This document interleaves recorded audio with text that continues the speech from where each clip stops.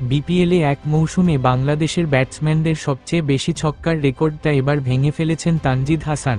ঢাকা ক্যাপিটালসের এই ব্যাটসম্যান 10 ম্যাচে মেরেছেন 29টি ছক্কা।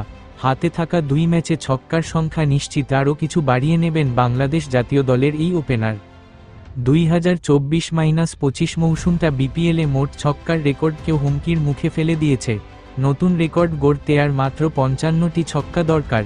হাতে ম্যাচ কিন্তু কম নেই, 10টি।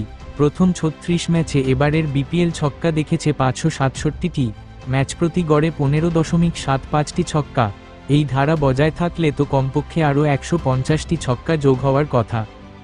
বিপিএলে এক মৌসুমে সবচেয়ে বেশি ছক্কার বর্তমান রেকর্ডটা 621। 2019-20 মৌসুমে প্রথম ও সর্বশেষ 600 ছক্কা দেখেছে বিপিএল।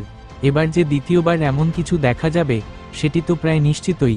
ব্যাটসম্যানদের ব্যাট যেমন আগ্রাসী হয়েছে, তেমনি বাউন্ডারি সীমানা কমিয়ে আনাটাও বড় ভূমিকা রেখেছে ছক্কা বৃষ্টিতে।